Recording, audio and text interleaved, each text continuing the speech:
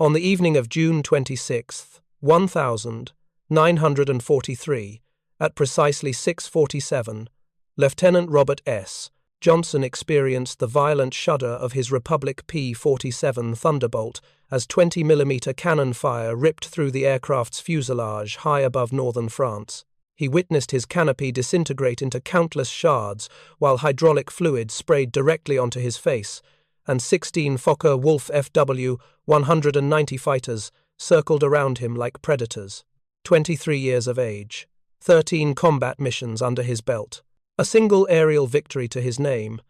Earlier that same afternoon, the German pilots had successfully brought down 4 additional P-47 seconds belonging to the 56th Fighter Group. 3 more American aviators lay dead somewhere in the waters of the English Channel. Johnson's squadron had departed from RAF Manston at 1,700 hours with orders to provide escort for B-17 flying fortresses, making their return journey from Villeurbanne Airfield, located near Paris. 48 Thunderbolts had crossed the Channel maintaining tight formation discipline. The pre-mission briefing had indicated they could expect minimal resistance. Intelligence reports proved catastrophically incorrect. In the vicinity of Forges-les-Eaux, Fw-190S, belonging to the second group of JG-26, descended from cloud cover at an altitude of 27,000 feet. Johnson occupied the tail-end position within the 61st Fighter Squadron, arguably the most dangerous spot one could find themselves.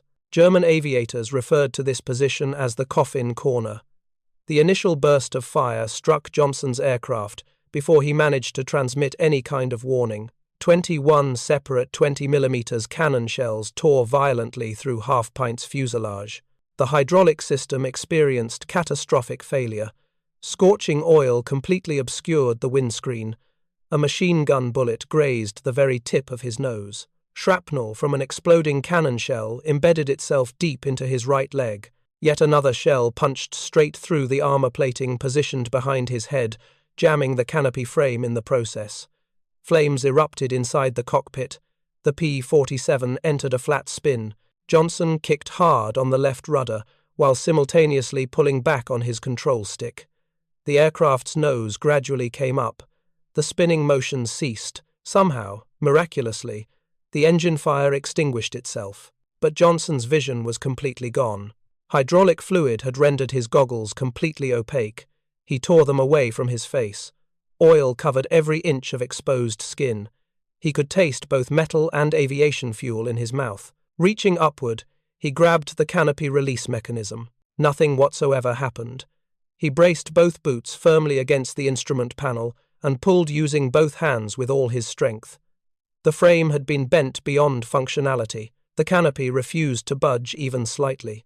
He found himself trapped inside a crippled fighter aircraft 30 miles distant from the English coastline, with enemy aircraft maintaining their circular pattern around him. During their first 3 months conducting operations over European airspace, the 56th Fighter Group had lost 47 pilots. The majority perished during their first 10 missions. Johnson had managed to beat those grim statistics by adhering to a single rule without exception: maintain position with your wingman. Never, under any circumstances, fly alone. But his wingman had vanished. The formation had been completely scattered. Every single P-47 was either fighting desperately for its own survival or already spinning earthward.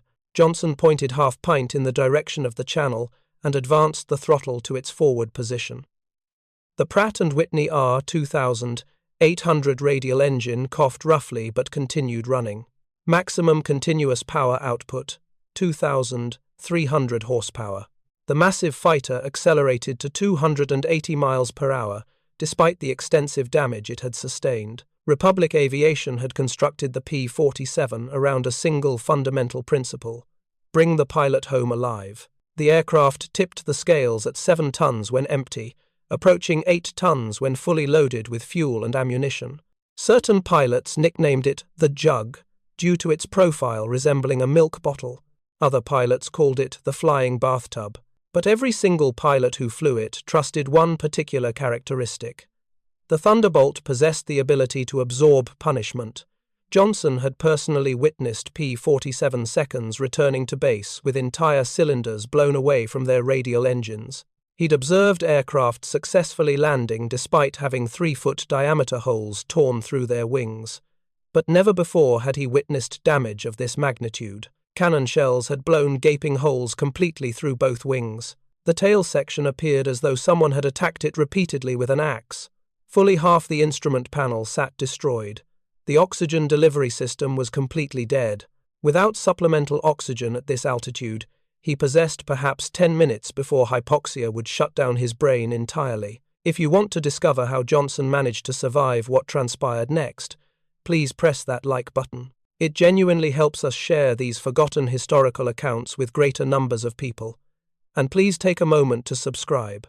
Now, back to Johnson's situation. He descended to 15,000 feet where atmospheric pressure allowed him to breathe without supplemental oxygen. The channel lay 15 miles ahead of his current position. If somehow he could reach the coastline, the RAF air-sea rescue launches might successfully retrieve him. That assumed his engine continued running. That assumed the Germans didn't finish the job first. Johnson glanced into his mirror. A blue and yellow Focke-Wulf Fw 190 was rapidly closing from his 6 o'clock position. Single aircraft, flying alone. The German pilot possessed extensive combat experience, an accomplished ace, Major Egon Mayer, 102 confirmed victories. The very man who had personally developed the head-on attack methodology against American bomber formations. He maneuvered into firing position approximately 50 yards directly behind the crippled Thunderbolt. Johnson hunched down as far as possible behind the armor plating and waited for the cannon shells that would surely end everything. Mayer commenced firing at 45 yards distance. The 7.92mm machine gun rounds hammered repeatedly into the Thunderbolt's fuselage. His 20mm cannons sat empty. Mayer had completely expended all cannon ammunition during earlier attacks against the B-17 formation, but 2 MG-17 machine guns still possessed plenty of bullets remaining, 600 rounds per minute from each weapon. Johnson felt each impact transmitted through his seat, metal tearing audibly, rivets popping loose. The armor plate positioned behind his head rang out like a bell with each successive hit. He kicked the rudder pedals alternately left and right. The P-47 yawed back and forth erratically. Not genuine evasive maneuvers, merely desperation. Simply making himself a more difficult target to hit accurately. He pulled back on the throttle to reduce the aircraft's speed. 190 miles per hour, hovering just above stall speed. The Fw 190 shot past his position. Mayer had misjudged the closing speed between aircraft. Johnson squeezed his trigger mechanism. His complement of 650 caliber machine guns remained fully operational. Tracer rounds arced toward the German fighter aircraft. Every single round missed its intended target. Johnson's oil-covered windscreen rendered accurate shooting effectively impossible. He could barely even see the gun sight itself. But he wanted Mayer to understand clearly that he wasn't surrendering or giving up. Mayer banked hard to the left and climbed, establishing position for another attack pass. Johnson pushed the throttle forward once again. The R-2800 responded faithfully. The massive radial engine had absorbed multiple direct hits but continued running. 18 individual cylinders arranged in 2 separate rows, air-cooled design, no vulnerable coolant system present to rupture catastrophically. German fighters, equipped with liquid-cooled engines, died from a single hit penetrating their radiator systems. The P-47 simply continued flying. Johnson checked his fuel gauge reading. The needle indicated approximately half full, but he didn't trust the reading whatsoever. Cannon shells had caused damage throughout the fuel system. He might possess less than 30 minutes of remaining flight time. The English coastline remained 12 miles distant. He was steadily losing altitude, 14,000 feet. The aircraft handled like a truck equipped with flat tires. Mayer approached from the right quarter angle, lower altitude this time, matching Johnson's current speed. The Fw 190 possessed superior speed compared to the Thunderbolt in level flight, 390 miles per hour versus 330. But Mayer wasn't attempting to escape or disengage. He was executing a textbook-perfect fighter attack pattern, closing to point-blank range, making absolutely every bullet count for maximum effect. The second burst lasted a full 8 seconds. Machine gun fire raked the P-47 completely from nose to tail assembly. Bullets punched through the engine, cowling with ease, shredded the right wing thoroughly, blew numerous holes throughout the tail assembly. One round struck the main structural spar in the left wing, another completely severed a control cable. The aircraft shuddered violently and rolled slightly to the right side. Johnson fought the controls with everything he had. The P-47 leveled out eventually. He glanced toward the wing, 3-foot diameter holes clearly visible. He could see straight through the aluminum skin to observe the internal structural framework. Fuel streamed from a ruptured tank, not spraying forcefully, just trailing behind like a flowing ribbon. That meant the self-sealing bladder system was performing its designed function. The rubber layers installed inside the fuel tanks were closing gradually around the bullet holes. Slowly, but effectively. Not quickly enough to stop all fuel leakage completely, but fast enough to prevent a catastrophic explosion. Mayer pulled alongside at approximately 50 feet distance, close enough for Johnson to clearly see his face. The German pilot was looking directly at the Thunderbolt, carefully examining the visible damage. Johnson observed him shake his head in apparent disbelief. The P-47 should have been falling from the sky by now. According to every established rule of aerial combat doctrine, Johnson should already be dead. The aircraft had absorbed more punishment than any fighter Mayer had ever witnessed in his entire combat career. The Fw-190 dropped back to trailing position. Johnson watched carefully in his mirror. Mayer was establishing position for a third attack pass, this time approaching from directly behind. 6 o'clock low. The killing position. Johnson possessed no moves remaining. The aircraft sustained too much damage to execute any maneuvers. His visibility remained too poor to return any effective defensive fire. His hydraulic systems were completely gone. His flight controls were barely responding to inputs. He was flying on borrowed time inside an airplane that should rightfully be a funeral pyre. The channel lay 10 miles ahead of his position. Johnson could see the coastline now. White cliffs, England. Safety, if somehow he could survive the next 30 seconds. If Mayer's guns experienced a jamming malfunction, if the P-47's engine continued running, if the remaining fuel lasted long enough. Too many conditional factors, too many ifs. Mayer opened fire for the third time. The machine guns hammered Johnson's aircraft for an additional 6 seconds.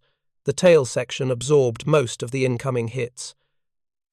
Rudder assembly, elevator surfaces, vertical stabilizer, all thoroughly shredded. The P-47 wallowed through the air like a wounded bird struggling to remain aloft. Johnson gripped the stick with both hands simultaneously, fighting desperately to keep the nose elevated, fighting to maintain flight. Then came silence. The firing ceased completely. Johnson waited for the inevitable fourth attack pass, for the burst that would finally tear the Thunderbolt apart entirely, for the end. But Mayer didn't attack again. The Fw-190 pulled alongside once more. Even closer this time, 30 feet separation. Johnson could see Mayer clearly now through the oil-smeared canopy. The German ace looked directly at Johnson, then carefully at the battered Thunderbolt. His wingman had peeled off minutes earlier, low on fuel. Heading back toward base, Mayer was completely alone over the channel, deep inside enemy-controlled airspace. His own fuel gauge was dropping steadily. Every minute he remained increased his personal risk of being intercepted by RAF Spitfires on patrol. But Mayer didn't depart. He flew formation with Johnson, examining the American fighter carefully, counting the holes, the shredded wings, the destroyed tail section, the smoking engine, the oil streaming from a dozen separate ruptures. He'd fired over 300 machine gun rounds into this aircraft at point-blank range after other German pilots had already struck it with 21 cannon shells. The P-47 was still flying, still airborne. Mayer raised his hand deliberately. A salute, slow and deliberate in execution, pilot to pilot. Then he rocked his wings twice in succession. The universal signal recognized by all aviators. Acknowledgement, respect. The Fw-190 banked hard to the right and dove away sharply toward France. Mayer was completely out of ammunition, out of time, and apparently out of interest in killing a man this incredibly stubborn. Johnson watched the blue and yellow fighter disappear gradually into the haze hanging over Normandy. His hands were shaking noticeably, not from fear particularly, from sheer exhaustion. His face remained covered in both oil and blood. His right leg throbbed intensely where shrapnel had torn through his flight suit. He'd been gripping the control stick in a death grip for 15 solid minutes. His fingers were cramping severely. The English coast lay 5 miles ahead. Johnson checked his altimeter reading. 9,000 feet, still steadily losing altitude. The P-47 was descending at approximately 200 feet per minute. He performed the mental mathematics. At this current rate, he'd cross the channel at roughly 3,000 feet altitude, possibly lower. The critical question was whether he'd reach solid land before running completely out of available sky. The fuel gauge indicated 1/4 tank remaining, probably significantly less in actual reality. The gauge had been demonstrably unreliable since the initial attack. Johnson calculated his remaining flight time carefully. 20 minutes, perhaps 25. Manston sat 35 miles inland from the coast. Too far to reach. He needed a closer airfield, any airfield whatsoever. Any flat piece of ground long enough to attempt a belly landing of a 7-ton fighter aircraft. White cliffs appeared through the oil-smeared windscreen. Dover, the narrowest point of the entire channel. Johnson had crossed here dozens of times previously, always in proper formation, always accompanied by his full squadron, never alone, never in an aircraft this severely damaged. He crossed the coastline at 7,000 feet altitude, English soil beneath him. He'd made it this far, but he wasn't truly safe yet. The landing gear indicator displayed red, hydraulics completely dead, no possible way to lower the wheels. Johnson attempted the emergency hand pump mechanism. The handle moved physically, but nothing whatsoever happened. The system sustained too much damage. He would have to belly land. No landing gear. No flaps available. Simply slide the Thunderbolt onto the runway surface, resting on its belly, and hope desperately the fuel tanks didn't explode violently on impact. RAF Manston appeared ahead of his position. The forward operating base where his mission had originally started 90 minutes earlier. The airfield was quite small, barely long enough for a normal landing under ideal conditions.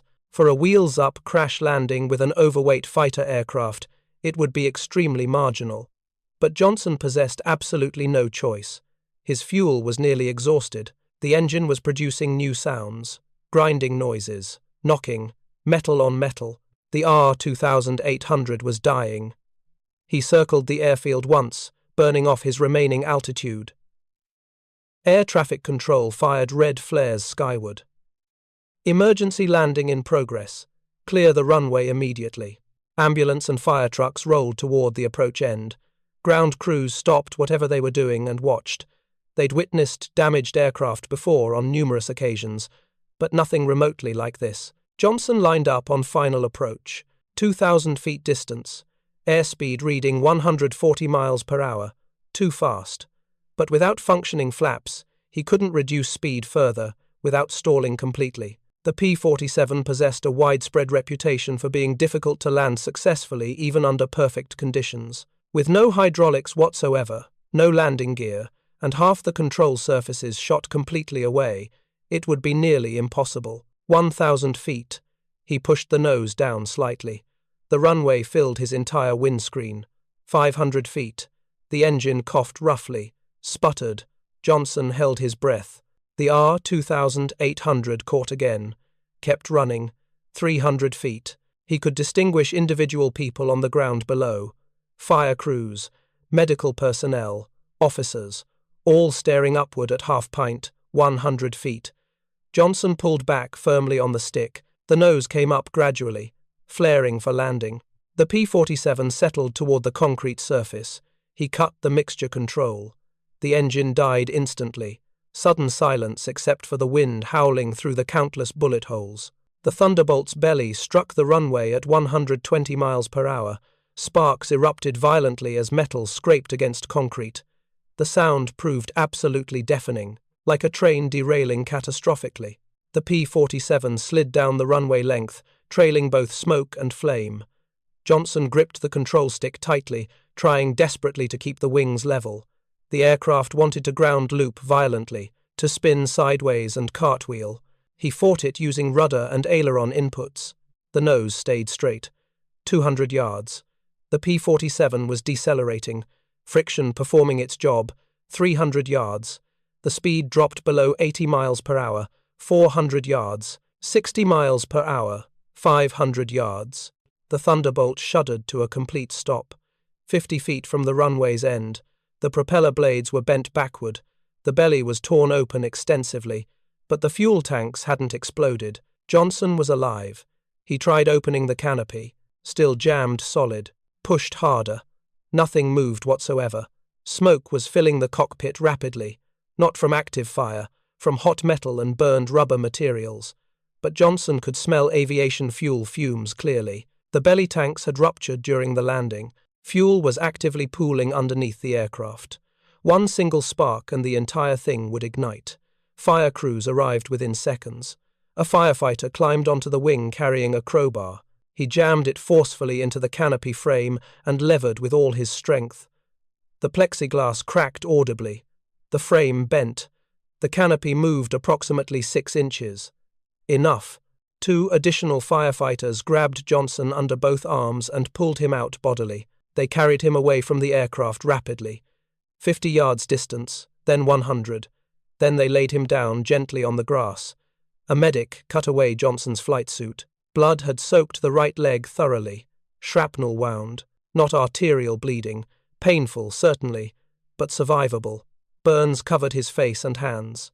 First-degree severity, maybe second-degree in certain places. The medic cleaned the oil from Johnson's eyes using sterile water. Johnson blinked repeatedly. His vision cleared slightly. Everything appeared blurry, but he could see. An ambulance arrived. Medical personnel loaded Johnson onto a stretcher. He refused verbally, pushed himself upward, walked to the ambulance under his own power. His right leg barely supported his body weight, but he walked. A pilot from the 61st Fighter Squadron spotted him and started to say something. Johnson waved him off. No words. Not yet. He climbed into the ambulance and sat down. Only then did he start shaking uncontrollably. The medical officer at Manston treated Johnson's wounds thoroughly, cleaned and bandaged the shrapnel injury, applied burn ointment to his face and hands, administered morphine for pain management. But Johnson refused to remain in the medical tent. He wanted to see his aircraft. The doctor argued strenuously. Johnson ignored him completely. He limped back toward the runway. Half Pint was surrounded by mechanics and pilots, 20 men, perhaps 30, all staring at the wreckage. The chief mechanic was walking around the aircraft with a clipboard, counting damage, writing extensive notes. He looked up when Johnson approached. His expression was completely unreadable. Johnson stood at the wing and started counting bullet holes himself. The right wing, 5 holes, 10 holes, 20 holes. He lost accurate count at 37 and moved to the fuselage. More holes everywhere imaginable. The tail section was thoroughly shredded. The rudder resembled Swiss cheese. The elevator surfaces had holes large enough to insert a fist through. He walked to the left wing. More of the same. Holes, tears, shredded metal throughout. The chief mechanic walked over, handed Johnson the clipboard. The tally was written in neat columns. 21 separate 20mm cannon shell impacts, over 200 machine gun bullet holes. The mechanic had stopped counting at 208, and he'd only examined one side of the aircraft. The opposite side probably had just as many. Johnson looked at the numbers. 208 confirmed holes, probably over 400 total, 400 hits, and he was alive. The chief mechanic pointed toward the armor plate positioned behind the pilot's seat. It was cratered and dented from repeated impacts. At least 15 machine gun rounds had struck that plate directly. Every single one of them would have killed Johnson instantly, if not for that 1-inch steel protection. The engine cowling was destroyed extensively. Multiple cylinders had been struck, but the R-2800 had kept running. The fuel tanks showed clear evidence of self-sealing functionality. The rubber bladders had closed around dozens of separate punctures, slowly leaking but not exploding. The tail section should have separated completely during flight. It hadn't. The control cables were severed in multiple places. Somehow, sufficient redundancy remained for Johnson to maintain control throughout. Republic Aviation had designed the P-47 specifically to survive, but even they hadn't imagined this level of damage. This exceeded engineering specifications, exceeded testing parameters, exceeded anything any pilot had experienced and lived to report. Pint was a flying wreck that simply refused to crash. The mechanic made his official recommendation, Category E classification. Total loss, scrap.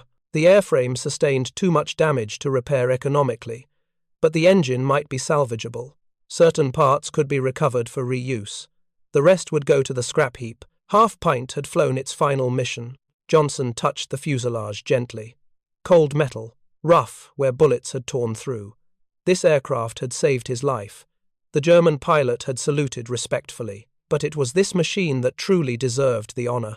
7 tons of aluminum and steel that refused to die. He turned away. His squadron mates were waiting nearby, questions in their eyes.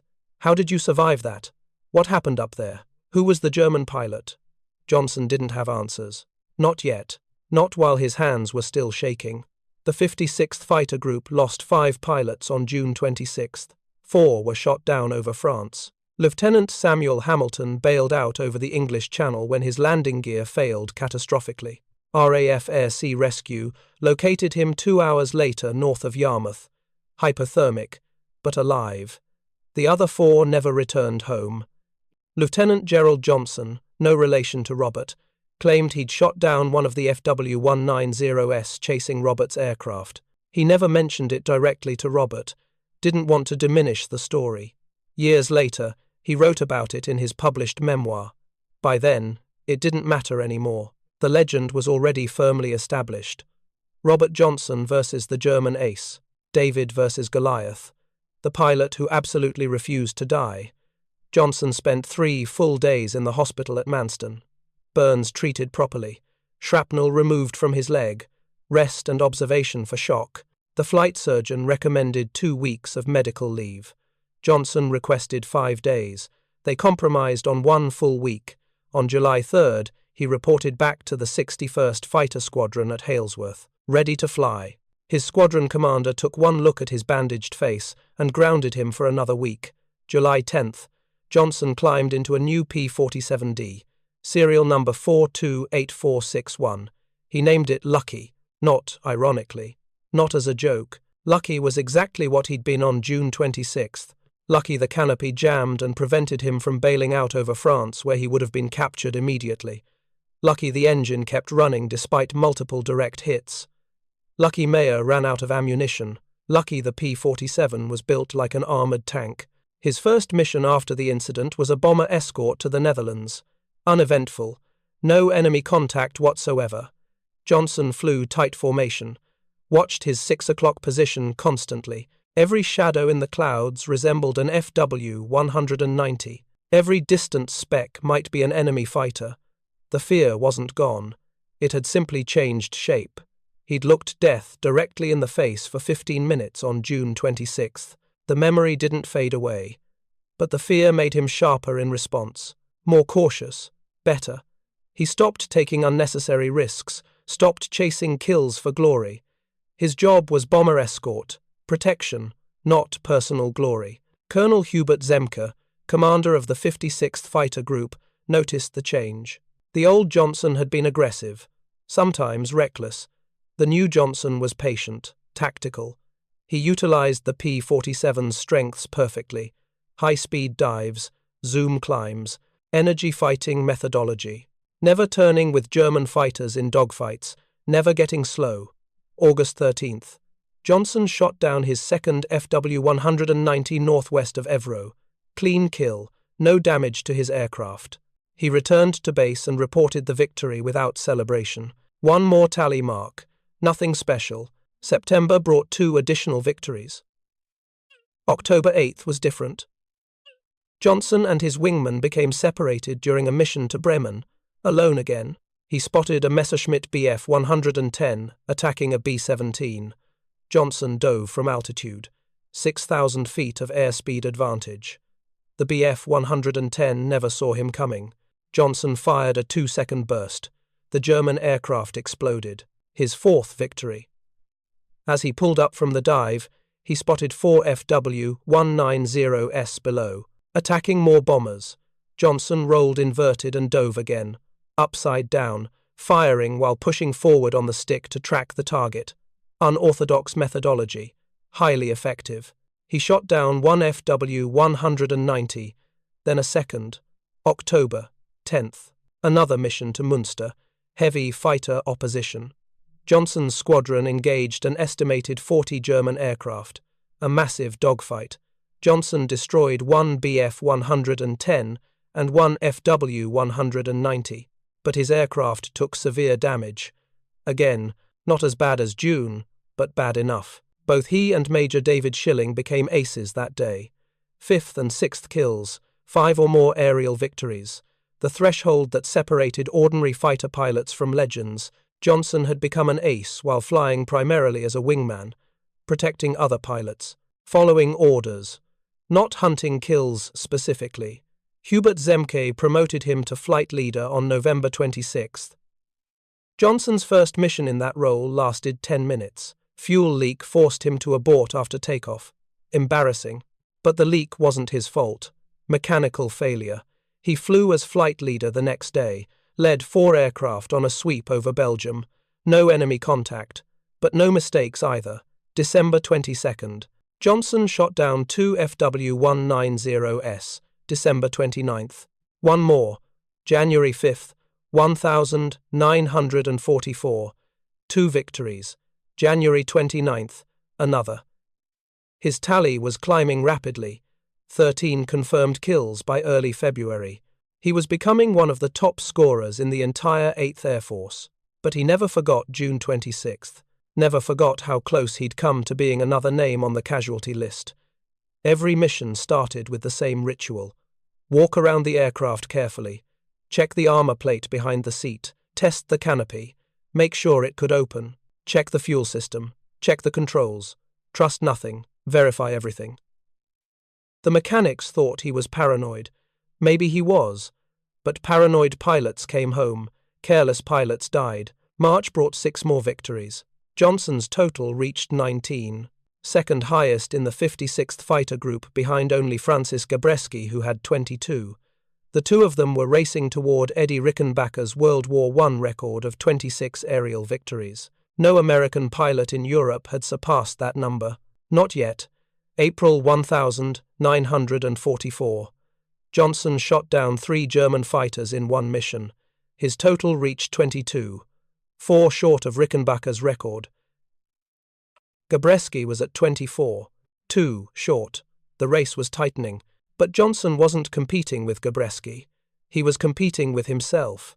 Every mission was a test. Could he stay alive one more day? Could he bring his wingmen home safely? Could he protect the bombers? The kills were secondary considerations. May 8th. A mission to Brunswick. Johnson spotted a formation of Fw-190s attacking B-17 seconds at 18,000 feet. He dove with his flight. 4 P-47 seconds against 12 German fighters. Bad odds. But the bombers needed help desperately. Johnson picked the nearest Fw-190 and fired. Deflection shot, 45-degree angle, 2-second burst. The German aircraft rolled over and fell away, trailing smoke. Victory number 23. Seconds later, another Fw-190 crossed his nose.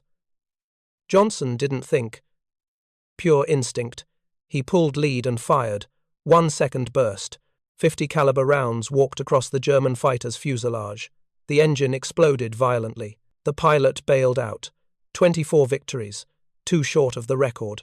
Johnson stayed in the fight. His flight scattered. Each P-47 engaged individually.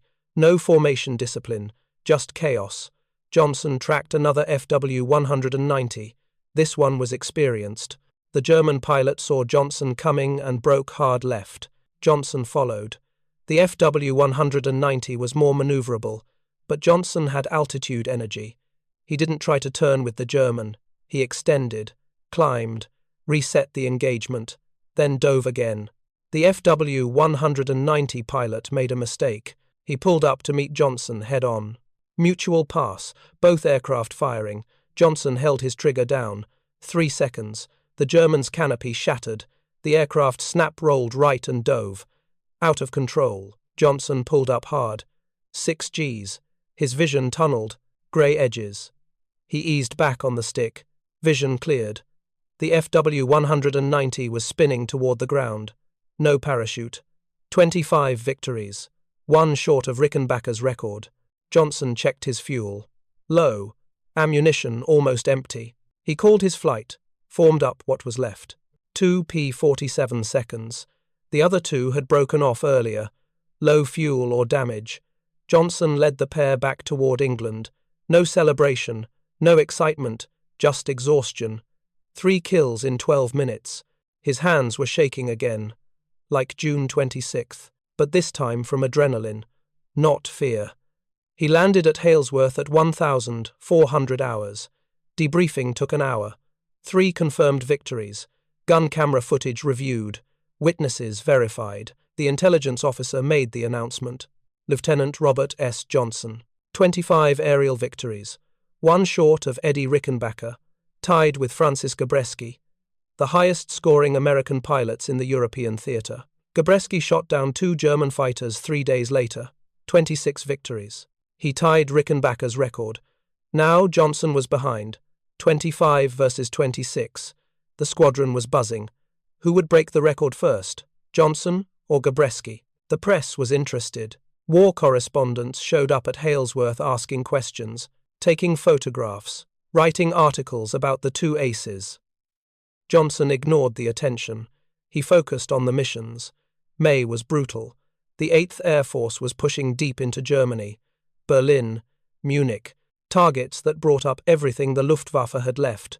Experienced pilots, new aircraft, improved tactics. The easy victories were over. Every kill was earned. May 15th. Johnson damaged 2 Fw-190s. Probably destroyed. But not confirmed. No witnesses. Gun camera footage inconclusive. They counted as probables, not kills. Frustrating, but fair. The rules were strict. 5-second burst minimum on camera. Target must show visible damage. Fire. Explosion. Pieces falling off. Or a witness from another aircraft must verify. May 24th. Another mission. Another dogfight. Johnson shot down 1 Bf-109. 26 victories. Tied with Gabreski. Tied with Rickenbacker. The next kill would break the record. Make history. Johnson didn't think about it. Thinking got pilots killed. He flew his missions. Protected bombers. Brought his flight home. That was the job.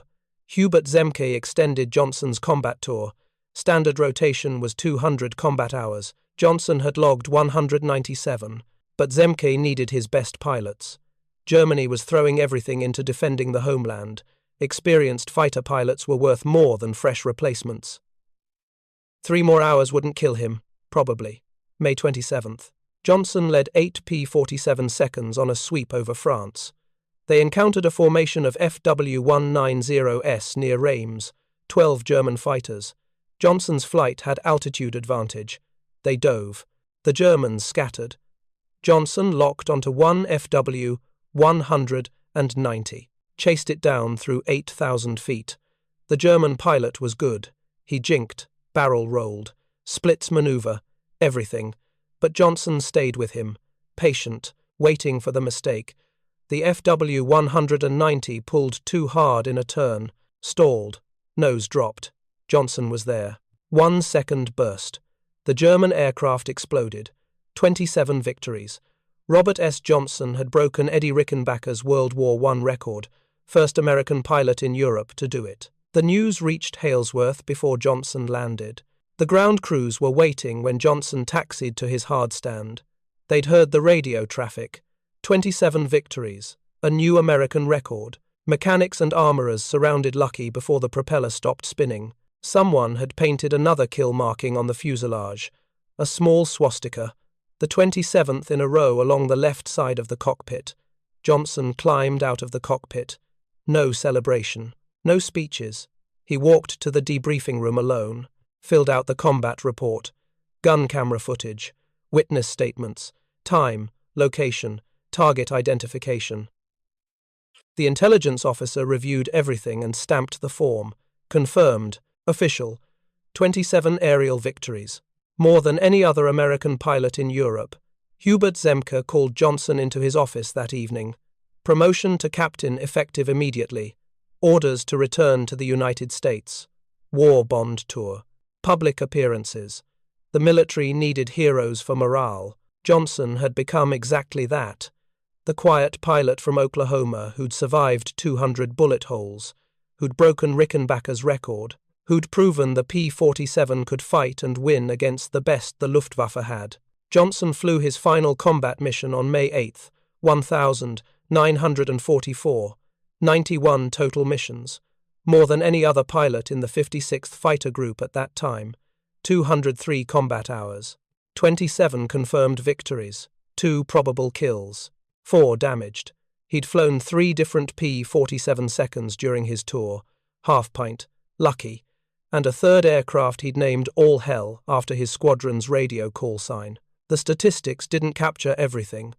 The near-death experience on June 26th, the burns, the shrapnel wound, the nightmares that followed, the weight of command as flight leader, the responsibility of bringing younger pilots home, the friends who didn't make it, the empty chairs at briefings, the names that accumulated on the casualty list.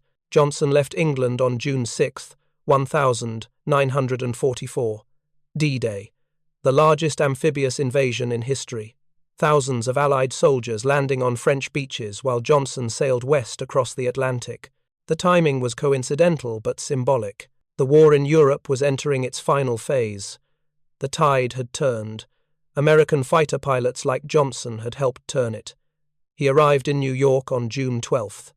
Met his wife Barbara, first time he'd seen her in 18 months. She barely recognized him. He'd lost 20 pounds. His face showed burn scars. His right leg still bothered him where the shrapnel had hit, but he was alive, home, safe. The War Department sent Johnson on a publicity tour. Bond rallies, factory visits, radio interviews. He spoke to workers at Republic Aviation in Farmingdale, New York, the same factory that had built the P-47. He thanked them, told them their aircraft had saved his life, saved hundreds of lives. The P-47 wasn't the prettiest fighter, wasn't the fastest, but it was the toughest, and toughness won wars. Johnson visited hospitals, talked to wounded soldiers, pilots who'd been shot down, burned, injured. Some had flown P-47 seconds. They asked about combat, about tactics, about survival. Johnson told them the same thing Hubert Zemke had taught him. Stay with your wingmen, use your advantages, never dogfight. The P-47 was built to dive and zoom, not turn and burn. He spoke at high schools, told students about service, sacrifice. The kids wanted to hear about dogfights, aerial combat, killing Germans. Johnson talked about teamwork instead, about the mechanics who kept the aircraft flying, the armourers who loaded the guns, the radio operators who guided them home, the rescue crews who pulled pilots from the channel. Combat was a team effort. Heroes didn't win wars, teams did. Francis Gabreski passed Johnson's record on July 5, 28 victories, then 29, then 30. He became the highest-scoring American ace in Europe. Johnson sent him a congratulatory telegram. No jealousy. No rivalry. Just respect. Gabreski was shot down on July 20th while strafing a German airfield. Captured. Spent the rest of the war in a POW camp. He survived. Came home. Later flew in Korea. Retired as a colonel. They remained friends for life. David Schilling eventually reached 22.5 victories. Gerald Johnson reached 16. The 56th Fighter Group as a whole was credited with destroying over 674 German aircraft in the air. plus 311 on the ground, nearly 1,000 total, the highest-scoring fighter group in the 8th Air Force. Zemke's Wolf Pack. They'd earned the name. Robert Johnson never flew combat again after May 1944. The Army Air Forces promoted him to major, assigned him to training duties. He taught new pilots, passed on the lessons he'd learned: survival tactics, energy fighting, situational awareness. Some of those students went to Europe, flew P-47 seconds, came home alive. Johnson considered that his greatest achievement, not the 27 victories, the pilots he helped survive. The war in Europe ended May 8, 1945, VE Day. Victory in Europe. Johnson was in Oklahoma, civilian life, but the images stayed with him. June 26, 1943. The moment Egon Mayer saluted and flew away. The moment the P-47 refused to crash. Johnson returned to active duty in 1946. The Army Air Forces became the United States Air Force in 1947. Johnson stayed through the transition, but he never flew combat again. Staff positions, training commands, administrative roles. He retired from the Air Force Reserve in 1965 as a lieutenant colonel. 24 years of service, only 14 months in combat. But those 14 months defined everything. He received the Distinguished Service Cross, second highest military decoration for valor. Citation read, "Extraordinary heroism in aerial combat." The Silver Star, Distinguished Flying Cross with 8 oak leaf clusters, Air Medal with 9 oak leaf clusters, Purple Heart for the wounds he sustained on June 26. The medals filled a shadow box. He kept it in a closet, rarely showed anyone. Johnson worked in the aerospace industry after retirement. Republic Aviation, the same company that built the P-47. He consulted on fighter design, attended air shows, spoke to aviation clubs. But mostly he lived quietly. Tulsa, Oklahoma, where he'd started, where he'd learned to fly, where he belonged. The story of June 26 followed him everywhere. Reporters asked about it.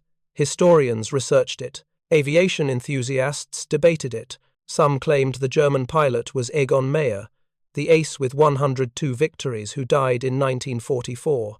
Others argued Mayer wasn't even in the area that day. That German records showed no claims from JG-26, that it was probably another pilot.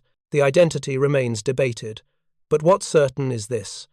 A German fighter ace with an Fw-190 emptied his guns into Johnson's P-47, saluted, and left. That part was real, documented, witnessed. Johnson wrote a memoir in 1958, Thunderbolt, co-authored with Martin Caidin. The book became a classic of aviation literature. It described combat in the P-47 with brutal honesty, the fear, the exhaustion, the friends who died, the moral weight of killing, the randomness of survival. Johnson didn't glorify war. He described it as it was, necessary, terrible, something to be endured and ended. The Smithsonian National Air and Space Museum in Washington displayed a P-47D Thunderbolt, not Johnson's aircraft. Pint had been scrapped in 1943, but the museum's P-47 represented all of them, the 7-ton fighters that brought pilots home. Johnson visited the museum several times, stood next to the aircraft, touched the metal, remembered. The mighty 8th Air Force Museum in Savannah, Georgia, opened in 1996. It honored the bomber crews and fighter pilots who fought over Europe.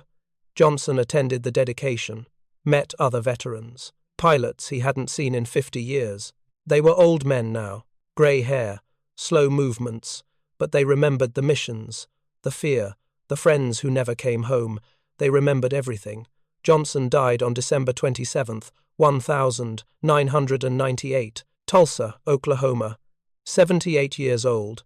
He'd outlived most of his squadron, outlived Hubert Zemke, outlived Gabby Gabreski. He was buried at River Hills Community Church Cemetery in Lake Wylie, South Carolina, full military honors. 3 F-16 Fighting Falcons flew missing man formation overhead. 21-gun salute, taps, the ceremonies for heroes. His legacy wasn't just the 27 victories. It was what he represented. The ordinary American who did extraordinary things when required.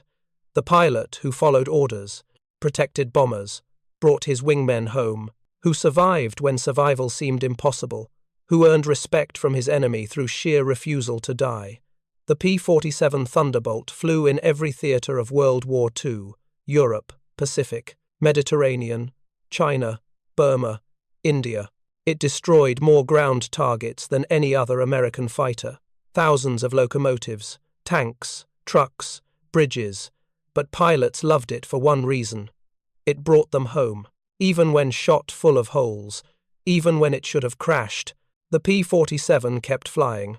If this story moved you the way it moved us, do me a favor, hit that like button.